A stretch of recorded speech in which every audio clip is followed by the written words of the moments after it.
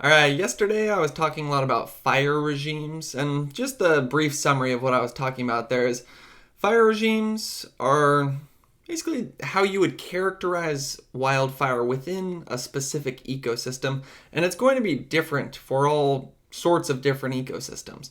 And it's going to be different in three main ways: temporal, spatial, and magnitude. So within temporal, that's a fancy way of saying time. That's going to come down to your seasonality and your fire return interval. Now I'll go into the spatial and the magnitude ones in future videos, but today I really do just want to focus on this time aspect and break down the two most important aspects of the temporal part of fire regimes. So you have seasonality and fire return interval. Seasonality, you could probably already guess what I'm going to say, but it's the time of the year that you typically have fires within an area. And there's going to be four main seasons of fire for different ecosystems in California. So the first one is going to be spring, summer, and fall. So it's almost always fire season except for winter. So that's going to be in an ecosystem where you have very dry conditions, because in most ecosystems, at the corners or the ends of, so the beginning of spring or the end of fall, that's where you would have enough moisture in your fuels where fire wouldn't happen. But in places like deserts, it's dry enough from spring all the way through fall that you could have some fire. Then you're going to have just the classic summer, fall fire season. I would say this is what most of California is, from your grasslands up to your forest. We dry out during the summer, and then we're usually still pretty dry in fall until the first big rain comes in. And then in fall, we also start getting those big offshore wind events. So then that's what most of the fire season or the seasonality of fire is in California: summer, fall. Next would be late summer, but then that's pretty much just it. And that's going to be in your subalpine or alpine regions, a smaller portion of California where it's dry around that time, so fire could happen, but there's just not that much fuel, so you're just maybe not going to have fires happening unless you have the driest conditions of the entire year. And then finally, you're going to have late summer, fall fire seasonality. And for that one, think of like chaparral or coastal sage scrub. And think of almost like Southern California, where you have the chaparral and then you get those Santa Ana wind events as you get more so into fall. And then as long as you haven't had a big rain yet, the fuels are still very dry because they've been drying out throughout the entire summer. But then it's really those offshore winds that kick up your fire danger, and then that leads to most of the area burned that you'd see within that area. So those are your four different patterns of seasonality, and then that would just be one little part of one characteristic or factor that you'd think about when determining what the fire regime is in an area. Now, before I go into the next one, maybe I should just answer this question. I probably should have mentioned this first, but why do we care about this? So the reason we care about this is because in order to understand how we should manage fire in an area, we want to mimic how fire has been in that area for maybe thousands of years. Because all of the plants in that area have evolved with the fire regime, just like they evolved with the elevation, the soil, the temperature, the amount of rainfall that you get in that area, whether it's desert plants that barely have any rain, or you're up in, I don't know, the northwest coast of California where you pick up a lot of rain. That determines what plants you have there. But what also determines what plants you have is your fire regime. And then what we're talking about right now is big part of that is going to be what time of the year the fires usually happen, and then also the fire return interval. And then I'll dive into I'll go into it even more in the future about why this is important. But first, I do just want to go over fire return interval.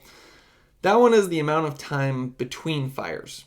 So short fire return interval would maybe be like you get a fire in an area every 5 years. Maybe it's up in the Sierra where you have lots of thunderstorms that happen, so you have lots of lightning ignitions. And that would be the more natural ecosystem, maybe 5 to 15 there. And then your medium fire return intervals might be a few decades to 70 years. For that one, think Chaparral on the Central Coast. We have very little lightning, so there wouldn't have been many fires in the past. And then long fire return intervals, that's going to be more than 70 years. And for that, you could think of places that would maybe just don't have a lot of fuel. So it's just less likely that you would have a fire that could burn through the whole ecosystem. So within fire return interval, that's going to be the amount of time that it takes between fires. Now the reason that's important is because a lot of the plants evolved with that fire return interval. And if fire then becomes too frequent or not frequent enough, it can actually wipe out the plants and the ecosystem that you do have and introduce some new kind of ecosystem. And in some cases, it's non-native vegetation. So I'll just use an example there. In the Chaparral, that's one of our medium fire return interval. One of the medium fire return intervals. So between maybe 30 and 70 years, not much lightning on the Central Coast, or maybe down in Southern California. So the plants there have evolved with a pretty decent fire return interval. So what that means is, let's take chamise. I always love this example. Chamise, one of the adaptations it has to the fire return interval is it drops a lot of its seeds and it builds up a seed bank in the soil for decades. Maybe it's 50 years it's been building up this seed bank in the soil. And then when a fire comes through, it clears out a lot of the vegetation. Now, part of that plant will be able to re-sprout from its burl, but the burl is basically its store of resources that are underneath the ground. But let's say the entire ecosystem looks like it's all burned out, and then the resources in the burl re-sprout, and then that seed bank that's been building up for 50 years, all of those start to sprout as well.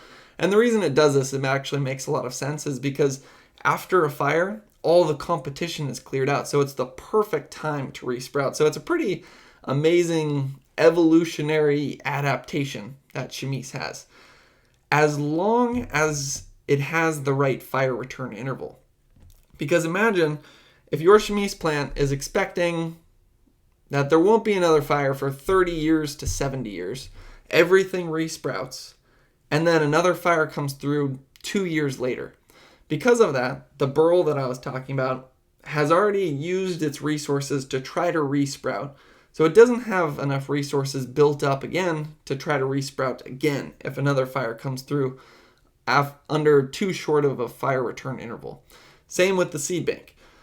You build up a seed bank for 50 years, fire comes through, those seeds sprout, and then imagine they're just little guys. They're too small to produce their own seeds yet. And then another fire comes through, wipes out all of those sprouts, but now there's no more seed bank. So then chamise is just wiped out of the area, all because it was the wrong fire return interval. And then once that's gone, maybe some non-native grasses move in, and it completely changes and maybe messes up your natural fire regime. Now, a big part of what's going to change your fire regimes or would change your fire return interval, obviously, would be the introduction of humans. About 80 to 90% of the wildfires are started by humans. So imagine the Chaparral on the Central Coast was used to not having a fire till every maybe 50 years. But then people move in, we're throwing cigarettes, we have chains dragging behind our cars, we have catalytic converters, we got all sorts of different ways we start fires, some arsonists out there. And then that shortens the fire return interval, which can threaten the entire ecosystem and transform it into something that it wasn't naturally because of our influence on it. And that's the main reason that I think understanding the seasonality and fire return intervals, the temporal aspect of fire regimes is so important, is because if you're watching these videos, you want to probably be part of the wildfire solution, where we want to help kind of figure out what's going on with this problem in California with wildfire, and we want to try to fix it. We want less extreme wildfires in the future. We want the ecosystem to be in better balance. We want to protect life and property. And we want to do it in a way that's maybe sustainable and just have more balance with nature.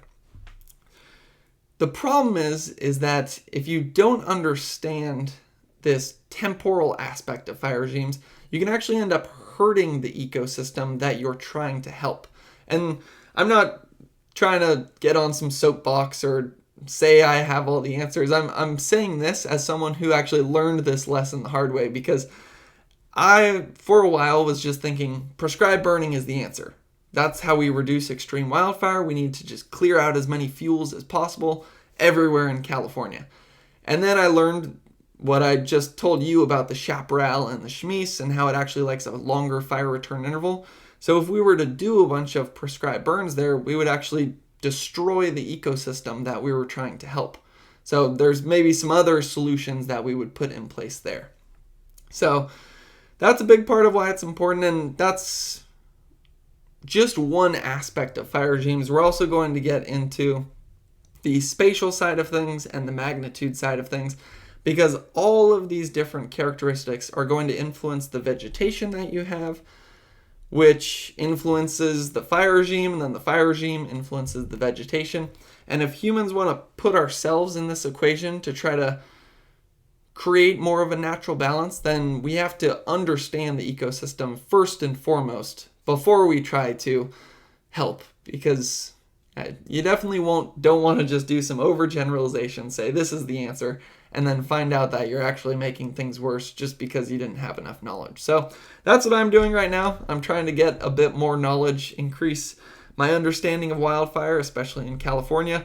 If you want to learn more, you can continue on this journey as I make my way through fire in California's ecosystems. Hopefully you learned something throughout the course of this video, and thanks for watching.